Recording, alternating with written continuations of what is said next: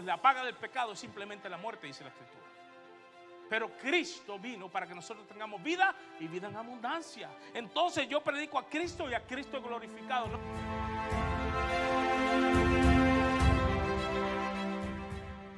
Permanece la fe, la esperanza y el amor. Y estos tres, pero el mejor o el mayor de ellos es ¿cuál? El amor. Que nada nos puede separar del amor de Dios.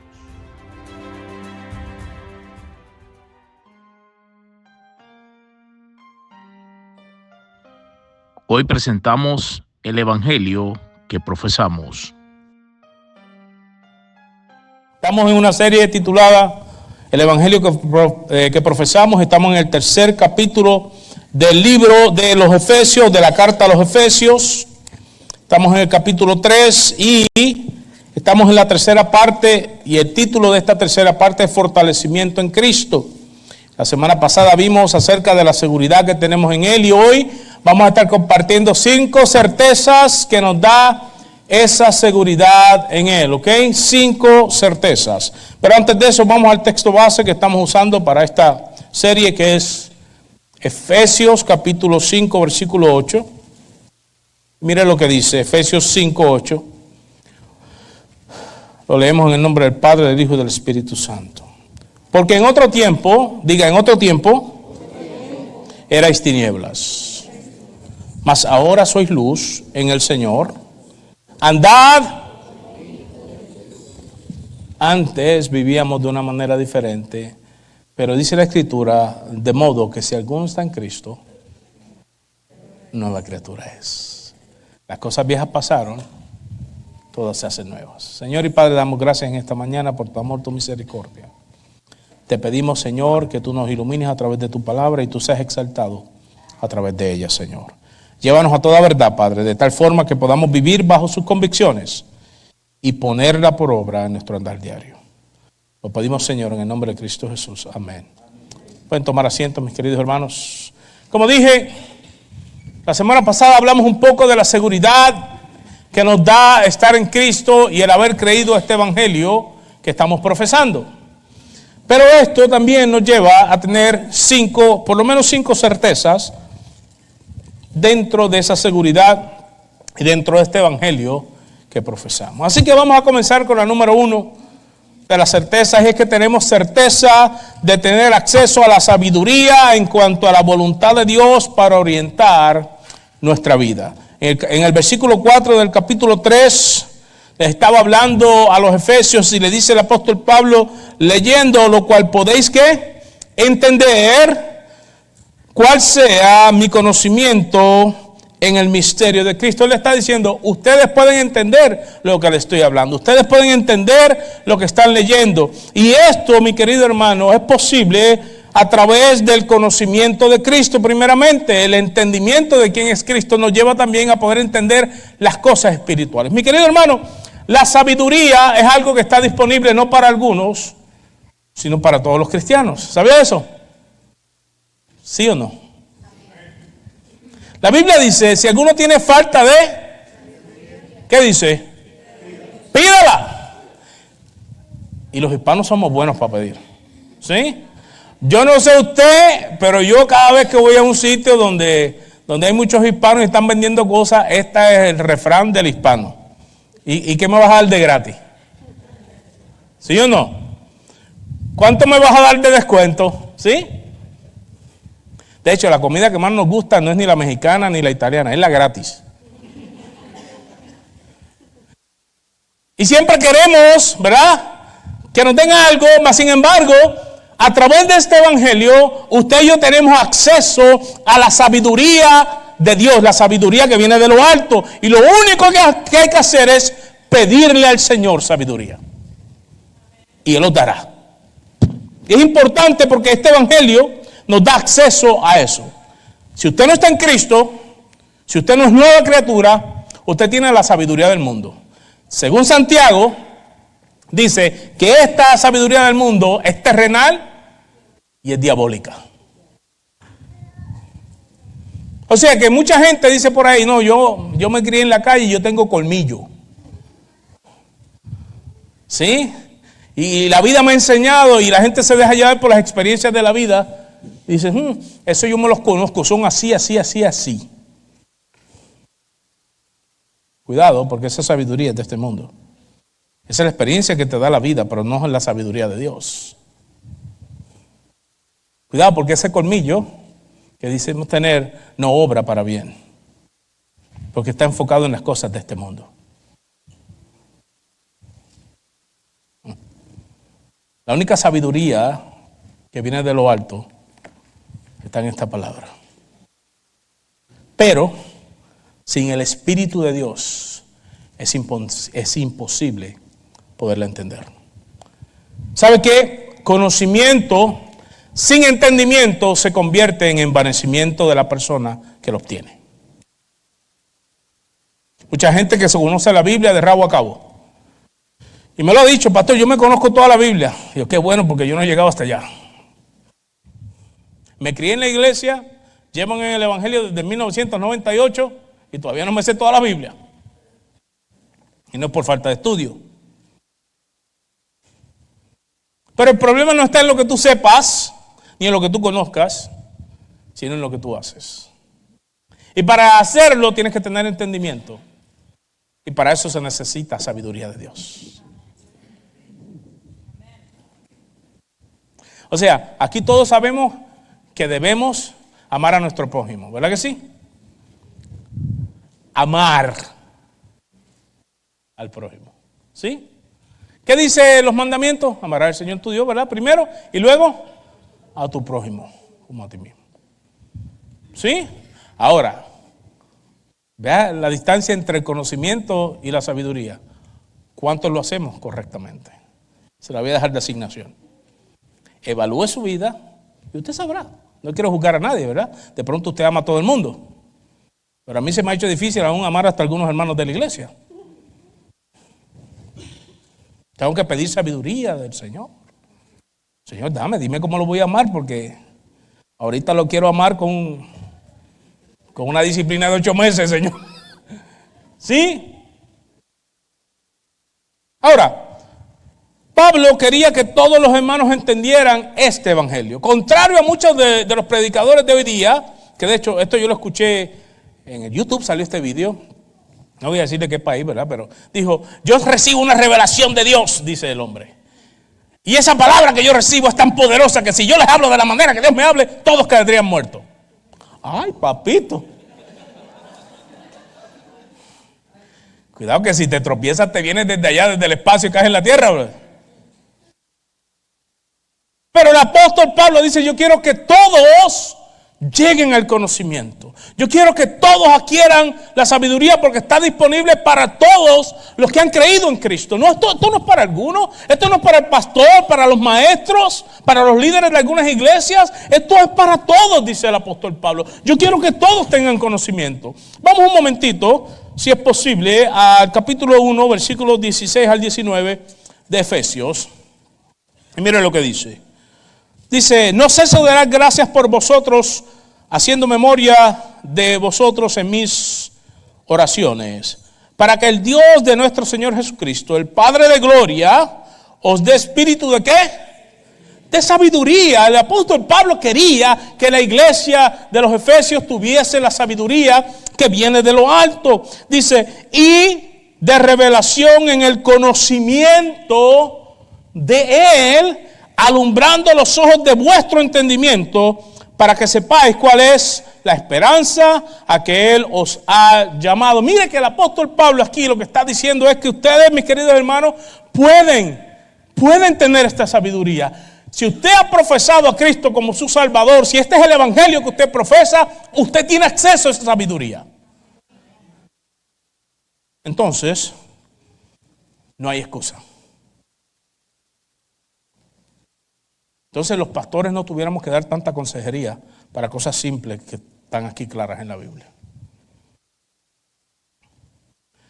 Yo he tenido que dar consejería a personas que dicen, y yo debo orar por mi perro.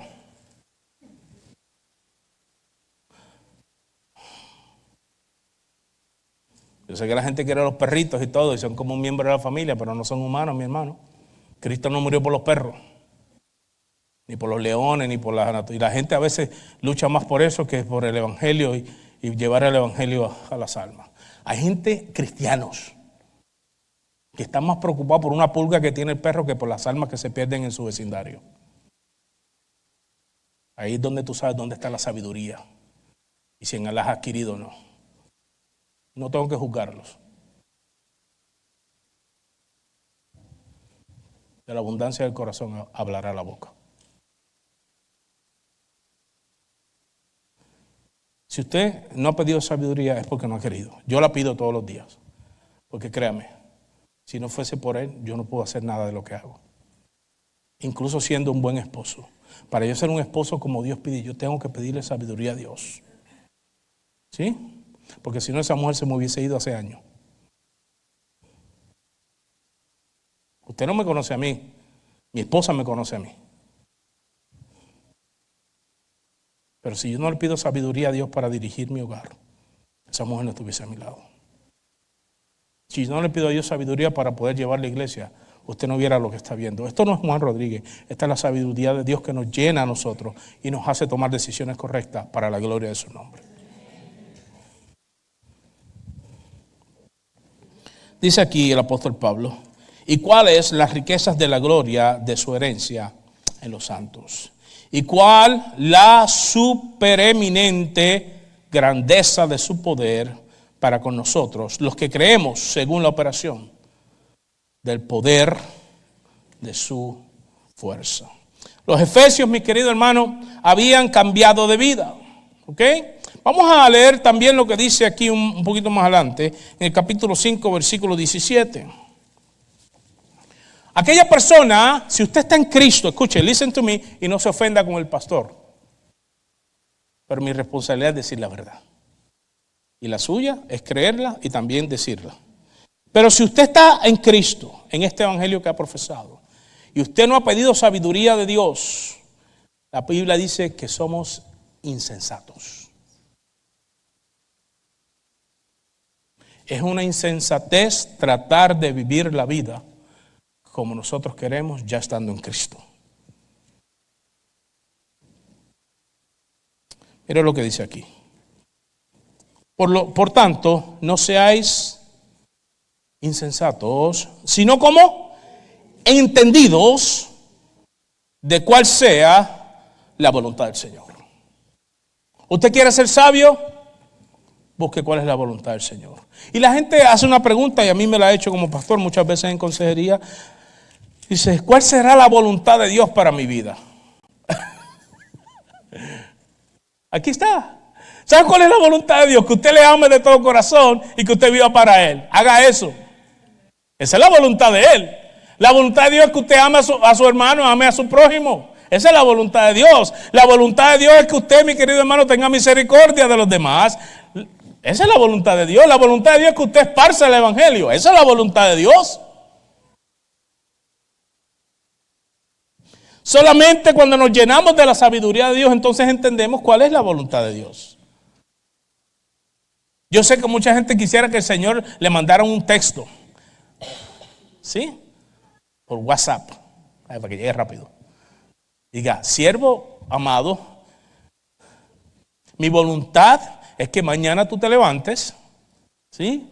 Y vas a tomar esta decisión, vas a ir a tal banco, puedes pedir un préstamo y con este préstamo vas a tener un negocio y va a ser así, así, así, así. Y en el futuro tus hijos van a estar bien y tú vas a estar bien y no te vas a morir hasta que tengas 150 años. Porque muchos buscamos ¿cuál es la voluntad de Dios para mi vida? ¿Cuál es? Una sola. Es una sola la voluntad de Dios. Está expresada en su palabra. Para entenderla se necesita sabiduría. Porque si no nos llenamos de conocimiento y nos envanecemos. Mucha gente se da el crédito de conocer toda la Biblia. Y qué bueno. Se conoce todos los libros en el orden hasta cronológico. Porque no están en orden cronológico, ¿verdad? Pero se lo conocen hasta en el orden cronológico cómo sucedieron los eventos. Pero no aplican ni una tilde de la palabra que está ahí. Sabiduría no solamente es conocimiento, sino es vida. ¿Qué haces con el conocimiento de Dios? Ahora que estás en Cristo, ahora que estás en este evangelio, ¿Qué haces con lo que está disponible para ti?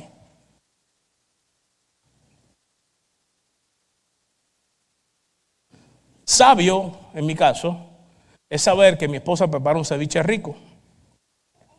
¿Sí? Eso es sabiduría, le voy a dar un poco de sabiduría. Yo sé que ella lo prepara riquísimo. ¿Y qué hago yo cuando ella lo prepara? Le alabo. Digo, nadie lo prepara como tú, mi amor. ¿Sí? Eso es sabiduría. Porque antes yo me sentaba y me lo jampeaba. Jampeaba esa, me lo mandaba para adentro. Y no le decía nada. ¿Cómo tú vas? Todo bien. Pero la sabiduría de Dios me lleva a apreciar a la mujer que Dios ha puesto a mi lado. Y mi amor, nadie lo prepara como tú. ¿Sí? Hay maridos que lo dicen, nadie lo prepara como tú. Nadie lo prepara así de salado. Eso no es sabiduría. Te prendo un ejemplo práctico. ¿Ok? Algo práctico para que se relacione. La sabiduría, mi querido hermano, nos lleva a accionar de manera correcta en todos nuestros ámbitos. Los efesios habían llegado a Cristo y antes ellos creían en los libros de magia y en todas aquellas cosas. Y en Hechos capítulo 19 dice que ellos los quemaron todos esos libros. Pero no solamente es quemar los libros, que significa dejar una vida atrás, porque dice, como cité ahorita, de modo que si alguno está, ¿en cuánto están en Cristo? Qué bueno. Nueva criatura es. ¿Usted es nueva criatura? Las cosas viejas pasaron. Y ahí se cerró el versículo. ¿Cómo? Incluso el entendimiento. Entonces, ellos habían quemado los libros y lo que creían antes, pero ahora necesitaban llenar su mente de cuál es la voluntad de Dios, de la sabiduría de Dios. Mucha gente llega a Cristo y dice, bueno, ya la hice, ya estoy, ya soy salvo y se acabó. No, mi querido hermano, ahora toca vivir para lo que fuiste salvo. Ahora toca llenarte tu mente con la palabra de Dios. Ahora toca, mi querido hermano, pedirle que esa palabra se haga vida en ti y que seas sabio para poderla ejercer de manera correcta. La gente piensa que el cambio del cristiano es así. En algunos puede ser un cambio en cuanto a algunas cosas, pero en cuanto a vivir la vida se necesita conocer la voluntad de Dios.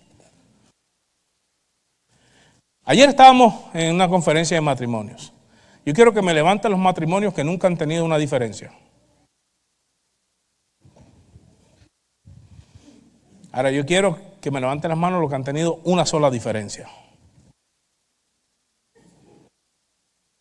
¿Dos diferencias? Por ahí dicen más, súbale la barra. Aquí va. ¿Cuántos tienen diferencias todos los días?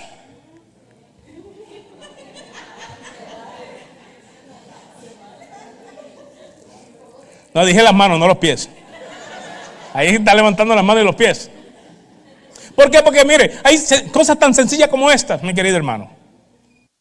El hombre se levanta, la noche anterior usó una camisa, la dejó allí puesta. Se levanta, la huele, todavía está limpia y se la pone. Y a la mujer le quiere dar un yello. Pero tú te vas a poner eso, ¿qué eso es? No, esto está limpio, huele bien todavía. La camisa parece una bolsa de papel. Y dice, ¿tú no vas a planchar eso? No, pues está bien, eso no es nada. Si eso es para ir allí. Hasta en las cosas más sencillas encontramos diferencias, ¿sí o no? Entonces, para ahora funcionar, antes no, antes la mujer que decía, puerco, ¿cómo tú? ¿Sí? Dejaste las botas en la puerta, una peste a queso allí que... Empezaban las peleas, las diferencias. Pero ahora estamos en Cristo y necesitamos sabiduría para edificar el hogar, para edificar la casa. Porque una casa dividida no prevalece. ¿Ok? Entonces se necesita sabiduría. Y para muchas otras cosas. Para vencer las tentaciones. Para saber cómo hablarle a las personas. Para saber cómo conducir mi propia vida. Mi querido hermano, yo he aprendido algo en este caminar. Y es que he tenido que dejar de impresionarme con mucha gente que llega a la iglesia.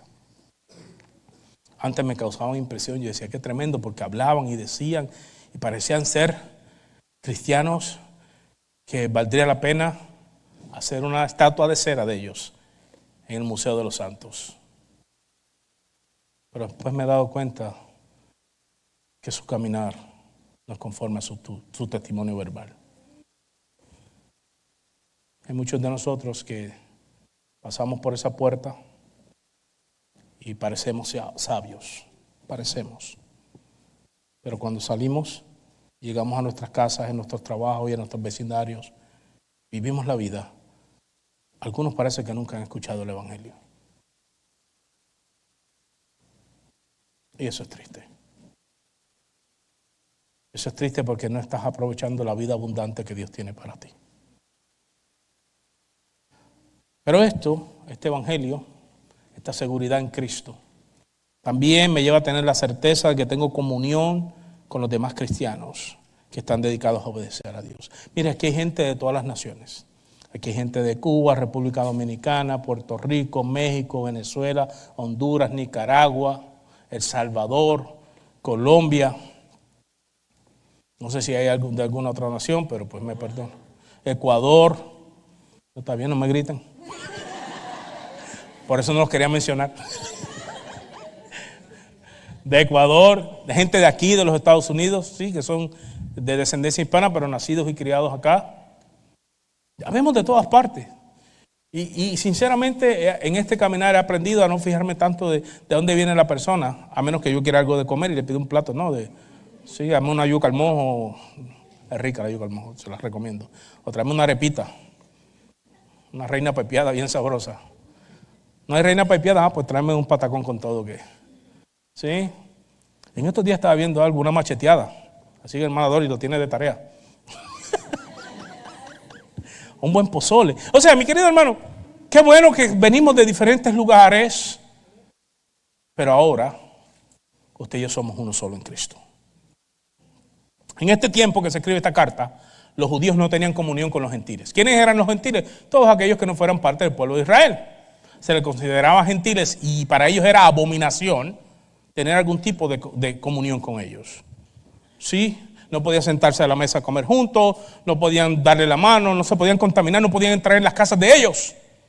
Pero ahora en Cristo se han derribado estas murallas. Y tenemos la certeza, mi querido hermano, ahora que no importa de donde usted venga, tenemos la certeza que ahora somos hermanos en Cristo y somos de una familia. Y esta familia que Dios nos ha dado, tenemos la certeza que no es por un tiempo como la familia terrenal. La familia terrenal tiene fecha de expiración. Pero la familia en Cristo es para siempre. Así que vaya acostumbrándose a ver a este pastor. Este hermano en Cristo soy yo. Porque nos vamos a ver para el resto de la eternidad. ¿Sí? Y ojo, prepárese que a lo mejor no me conoce ya. ¿Sí? Va a tener que decirle, soy yo. Pero yo sé que algún día todos vamos a morar con el Señor y allí todos estaremos juntos. Esa comunión la hace posible este hermoso evangelio. Que no importa de qué lugar de la tierra, de cuál lengua, de cuál nación, ahora somos todos uno en Cristo Jesús. Y tenemos la certeza, mi querido hermano, que tenemos una familia. Anoche, después que tuvimos la cena, estuvo muy hermosa la cena, muy sabrosa la comida. Felicitamos a los hermanos que cocinaron. La palabra estuvo tremenda, el compartir, la actitud de la gente, hasta para recoger hubo buena actitud. ¿Sí? Pero después de eso, tuvimos que ir al hospital a ver el papá de un hermano. Y cuando llegué allí, vi un puñado de la iglesia.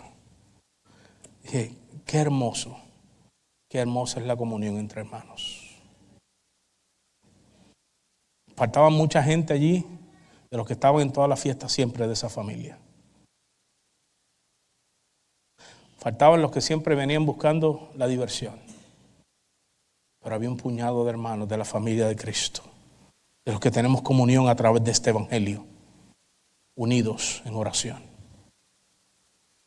Y yo glorifiqué al Padre porque solamente Él lo puede hacer. Habíamos 3 naciones allí, pero parecíamos un solo pueblo. Habían 3 banderas terrenales, pero sobre ella ondeaba la bandera de Cristo, nuestro estandarte. Bajo la dispensación de la gracia, las bendiciones de Dios no son para algunos, sino que son para todos. La bendición que trae el Evangelio no es para los puertorriqueños, o para los mexicanos, o para los estadounidenses, o para los suramericanos, o los centroamericanos. Este Evangelio es para todos. Y en este Evangelio todos tenemos un espacio. ¿Sí? Yo sé, mi querido hermano, que a usted le cuesta a veces tener comunión con algunos hermanos de la iglesia. Y es cierto, algunos son un poquito difíciles como yo. Algunos somos un poquito menos amorosos, ¿verdad? Pero ese que Dios le puso a su lado, prepárese que va a compartir con él el resto de su vida. Y dele gloria a Dios. Porque un día su hermano como usted va a ser perfecto. Y en esa perfección nos vamos a gozar. Y juntos vamos a adorar al Rey de Reyes y Señor de Señores. Mientras tanto, practiquemos la comunión que nos ha dado ese Evangelio aquí. ¿Sí? Es una certeza que tenemos, que podemos tener comunión los unos con los otros, no importa cuán diferentes seamos. Punto número 3. Tenemos la certeza que podemos participar de las inescrutables riquezas de Cristo. Versículo 8 dice: a mí que soy en menos que el más pequeño de todos los santos, me fue dada esta gracia de anunciar entre los gentiles el evangelio de las inescrutables riquezas de Cristo. ¿Sí? Hay mucha riqueza en este mundo, más repartida. Algunos tienen más, otros tienen menos, ¿verdad que sí? Pero en Cristo las riquezas están para todos.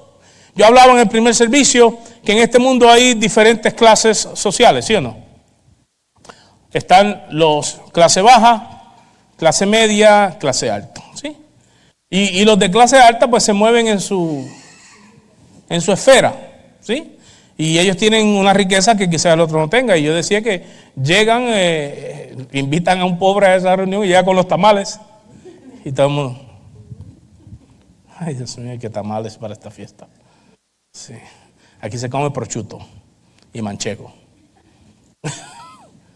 ¿Sí? Y están los de la clase media, que entonces esos quieren comer prosciutto y manchego, pero no le da. Entonces comen jamón y queso cheddar. Y quieren tamales, pero los tamales de ellos los quieren, sí les gustan los tamales, pero los quieren de dieta.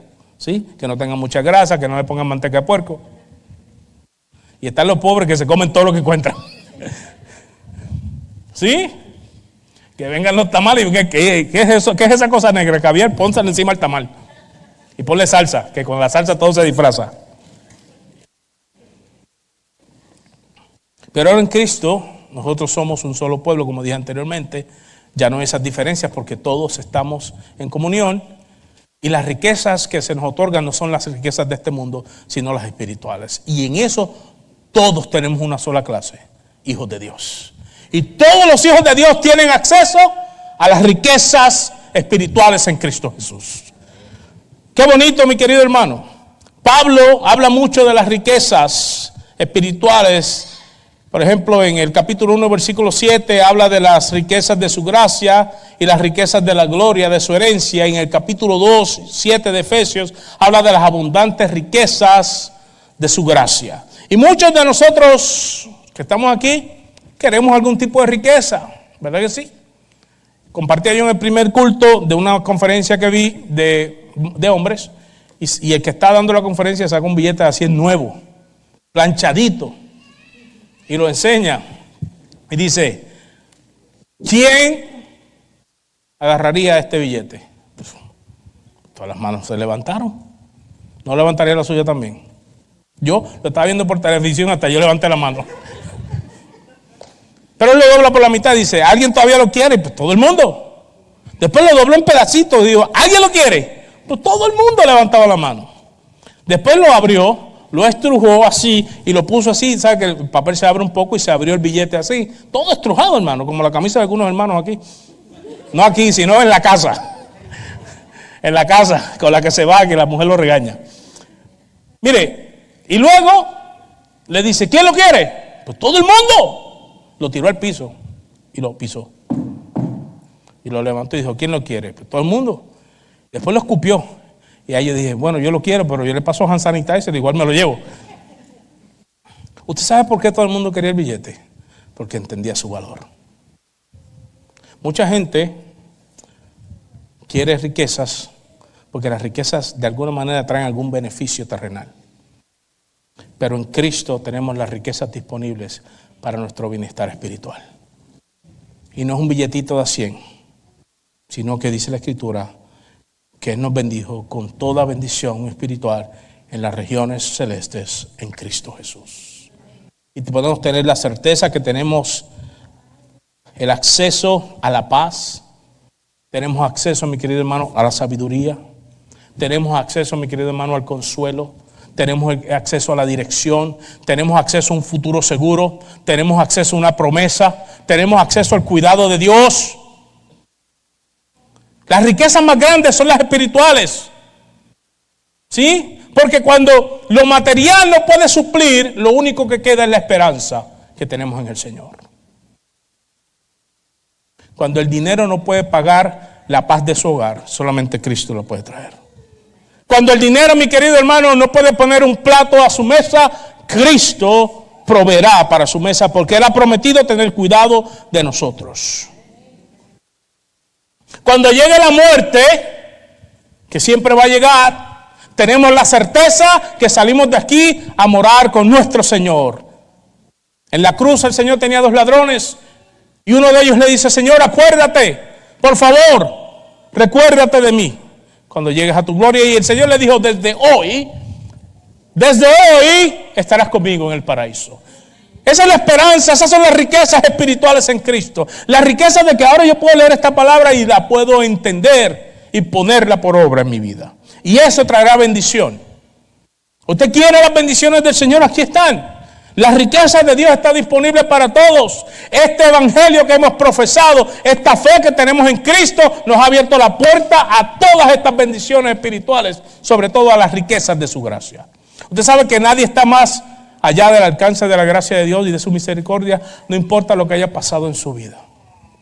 No importa las frustraciones que usted haya tenido, los errores que haya cometido. La gracia y la misericordia de Dios están disponibles para usted y para mí en Cristo Jesús, mi querido hermano. Dice la Escritura que Él toma mis pecados, los echa al fondo de la mar y no hace buceo como algunos de nosotros. Y no se acuerda más de ellos.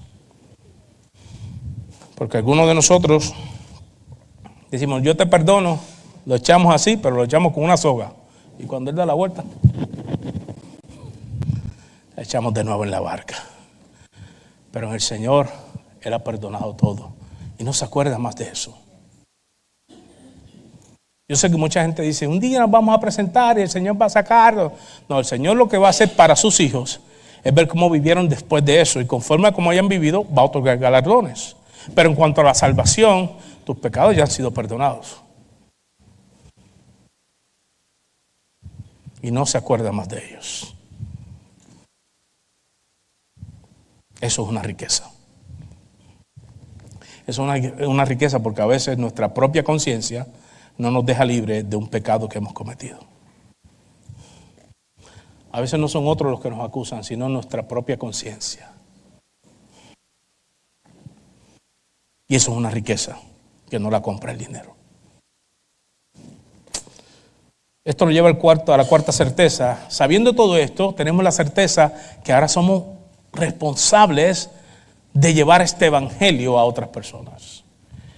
Mire, mi querido hermano, hay muchos cristianos que están en la iglesia y no han entendido todavía esto. Esta responsabilidad que se nos asigna a través de este evangelio que ya hemos profesado no es una carga, sino es un privilegio.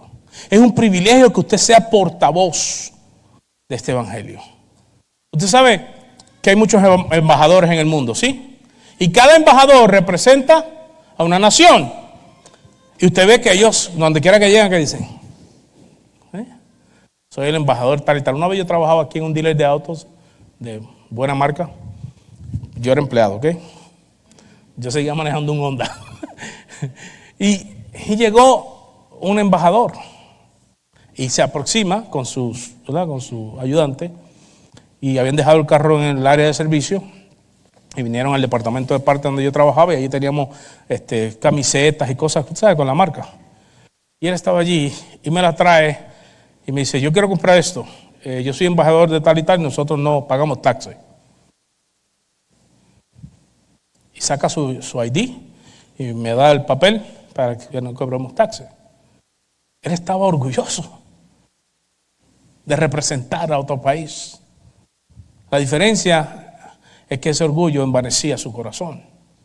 Pero ahora usted y yo somos embajadores no de cualquier reino, ni de un gobierno corrupto como muchos son, ni de gobiernos que lo que hacen es beneficiarse solamente ellos y el pueblo es afectado, sino que usted y yo ahora somos embajadores del reino de los cielos. Un reino perfecto, inconmovible, mi querido hermano, donde verdaderamente hay justicia y donde hay misericordia, donde hay gracia, pero donde hay ley también, mi querido hermano. Y este evangelio nos ha dado acceso, y ahora donde quiera que usted vaya, dice la Biblia, que somos embajadores del reino de Dios. Es una responsabilidad, pero una responsabilidad no que se le da y que ahí, bueno, a la deriva. Bueno, ahora ustedes son embajadores, a ver cómo se las ven. No, según Mateo dice: vayan y hagan discípulos y prediquen la palabra y enséñenles todas las cosas que yo que les he dicho que guarden, pero yo voy a estar con ustedes. A diferencia de muchos de estos embajadores que los envían, el presidente no viene con ellos. En nuestro caso es diferente. En nuestro caso somos enviados, y el mismo Rey de Gloria ha prometido estar con nosotros a través de su Espíritu Santo, que también es Dios, hasta el fin del mundo. Entonces, ¿qué hace esto?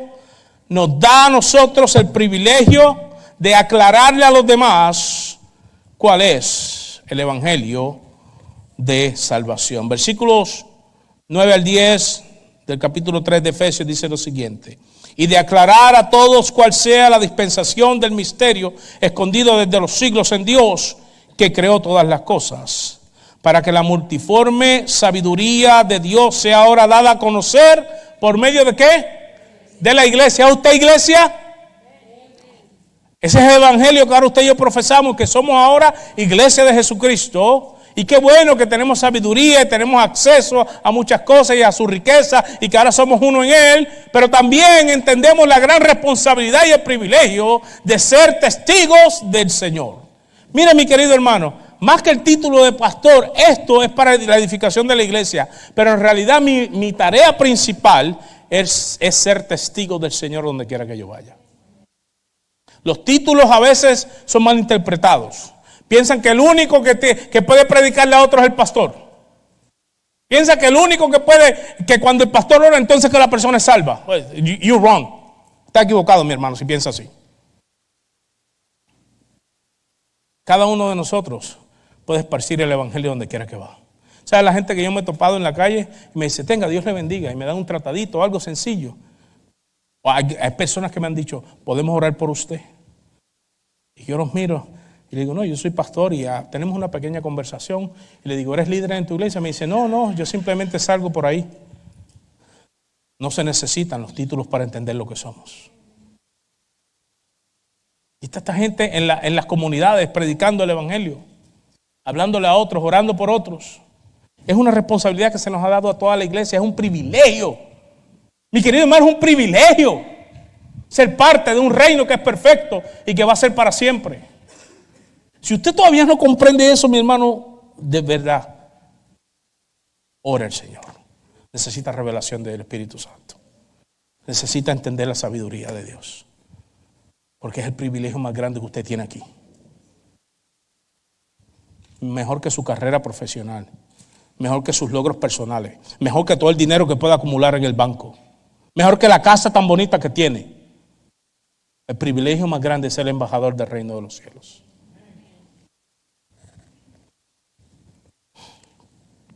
La iglesia ha sido separada para esto, para dar a conocer el gran evangelio que predicamos. El evangelio de salvación, de restauración, de vida eterna. Este evangelio no resuelve todos los problemas terrenales, pero arregla para siempre la separación entre Dios y el hombre. Este evangelio quizás no te asegure una vida sana, pero te promete estar contigo en medio del valle de sombra y de muerte. Y te promete, mi querido hermano, este evangelio darte la paz que va a sobrepasar todo el entendimiento que tengas de las cosas. Este evangelio te dice que vas a recibir consuelo de parte de Dios. Este evangelio sí te dice que ahora a través de la oración tienes acceso al trono de la gracia de Dios donde hay oportuno socorro. Este evangelio te ofrece algo más allá que esta vida. Porque por más que te ofrezca estas cosas de este mundo, muchas cosas, no te puede ofrecer la eternidad de tu alma.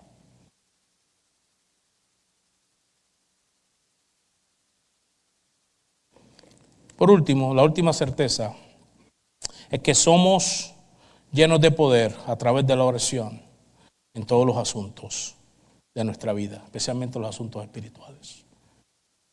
Usted sabe que hay un poder disponible para usted, para mí, pero solamente se accede a través de la oración, a través de la dependencia. Oración es dependencia, no es dictarle a Dios lo que tiene que hacer. ¿Sí? Porque hay gente que usa la oración diciéndole a Dios. Y yo declaro, y yo digo, y yo reclamo. Vaya a la Casa Blanca y dígale al presidente, yo te reclamo y yo te digo a ver lo que le va a pasar. Y si ese es un hombre terrenal, tenga mucho cuidado con lo que le reclama a Dios. La oración, el verdadero poder está en cuando usted y yo nos humillamos en oración delante de Dios. Señor, yo reconozco tu autoridad, yo reconozco tu soberanía, yo sé quién tú eres, yo sé que tú eres misericordioso, pero yo sé, mi Señor, que tú tienes una voluntad. Que se haga tu voluntad, no importa lo que suceda, pero si no me conviene, Señor, no lo hagas. Pero si tu voluntad va a ser dura para mí, entonces dame la fuerza para yo someterme, entenderla y vivir con gozo tu voluntad. Para eso es la oración. Ahí está el poder. El poder de la oración es para yo entender quién soy y comunicarme con mi Señor y que Él me vaya transformando de día en día. La oración, mi querido hermano, es para abrir nuestro corazón y decirle al Señor, así estoy y en esto te necesito no a veces, sino todos los días. Yo no sé si usted ha estado en momentos difíciles, pero yo he estado. Ha habido momentos de mi vida muy duros, donde yo quiero tirar la toalla y digo, Señor, se acabó, yo no sirvo para esto, Señor. Yo para pastor ya no sirvo. Quizás porque fallé o porque hice esto, porque Señor, tengo ganas de darle 800 años de disciplina a un hermano. Y ha habido momentos donde me quiebro. Digo, Señor, ¿hasta cuándo puedo poder aguantar? Y voy a la oración. Y en la oración hay un poder que usted no entiende. El Señor me lleva a su palabra, me habla, me fortalece y cuando me levanto estoy listo para dar otra batalla.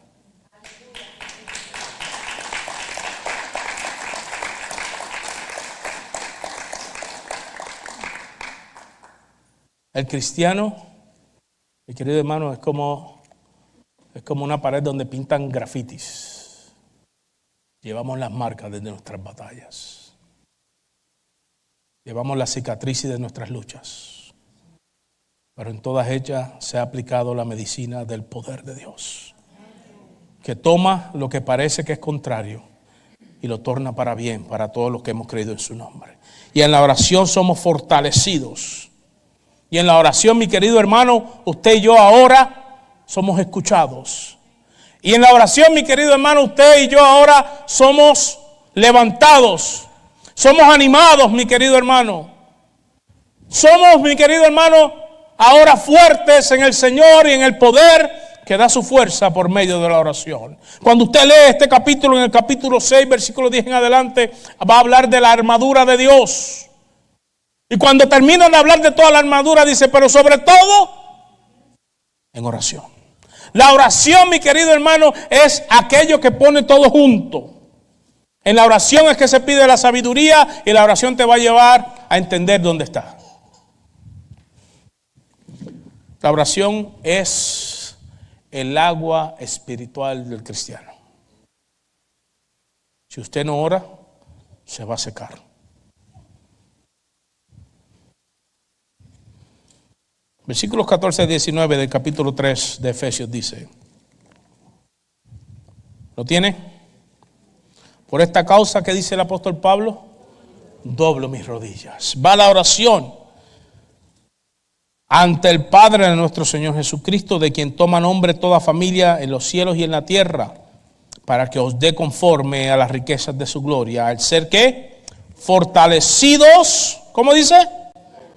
Con poder en el hombre interior por su espíritu. Dice, para que habite Cristo por la fe en vuestros corazones, a fin de que arraigados y cimentados en amor, seáis plenamente capaces de comprender con todos los santos cuál sea la anchura, la longitud, la profundidad y la altura, y de conocer que el amor de Cristo que excede todo conocimiento, para que seáis llenos de toda la plenitud de Dios. Así decía el apóstol Pablo de importante era la oración. Por eso él decía, yo doblo mis rodillas por ustedes, porque yo sé que cuando yo me someto a Dios, encuentro el poder de ser fortalecido. Póngase en pie, mi querido hermano. Yo sé que la oración la tienen muchos para pedir. Mucha gente piensa que la oración es una lista de lo que yo quiero que Dios me dé. Pero la oración es el vínculo de comunicación para que usted sea fortalecido. A través de la oración expresamos lo que está en nuestro corazón. Mi querido hermano, yo sé que muchos buscamos palabras para orar. ¿Cómo le digo? ¿Cómo no? Mire, lo que el Señor busca son corazones sinceros. ¿Sí?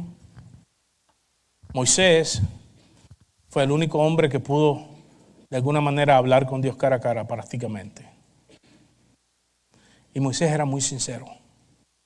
Y le llegó a decir a Dios, si tú no vas delante, yo no voy. Mire, no hay que buscar muchas palabras rebuscadas en la oración. Lo que hay que abrir el corazón sincero a Dios. Este soy yo, Señor, y tú sabes cómo soy. No te puedo impresionar, pero yo creo en el poder que da tu fuerza, Señor. Y yo sé que en ti yo puedo vencer la tentación. En ti, Señor, yo sé que yo puedo terminar de criar a mis hijos en tu camino. En tu poder, Señor, yo sé que yo puedo entender lo que dice tu palabra. Y en tu poder yo sé que lo puedo poner en práctica. Y Señor, yo sé que tú me fortaleces a través de la oración para no tener que enviarte mi marido, ni tener que enviarte mi esposa. Señor, yo sé que tú me das las fuerzas para seguir adelante. Lo que no entiendo, yo sé que yo te lo puedo pedir en esta oración y tú me vas a hacer sabio o sabia para poderlo entender y llevarlo en práctica en mi vida. Señor, y aquí te entrego esto que traigo tantos años metido en mi corazón, que me ha lastimado. En esta oración también te lo entrego para que el poder de restauración que tú tienes opere en mi corazón. Señor, y tú sabes que no te lo puedo ocultar. Háblale así al Señor. Dile, Señor, estoy enojado y no puedo salir de este enojo. Entonces reposará sobre ti el poder del Señor. Entonces cuando seas débil, te convertirás en fuerte. Y entonces cuando entregues tu fuerza, recibirás la fuerza del Señor. Señor y Padre, damos gracias en esta mañana. Padre, gracias porque ese evangelio que profesamos es el evangelio que nos da todas estas certezas. Es el evangelio, Señor, que tú viniste a predicar y que ahora nos dice que lo anunciemos al mundo, en el cual hemos creído, en el cual vivimos, para la gloria de tu nombre. Ayuda a mis hermanos y a mí, Señor, a no solamente conocerlo, sino también practicarlo, Señor, y de esa manera vivir victoriosos en ti. En el nombre de Cristo Jesús oramos. Amén y amén. Dios les bendiga, hermanos.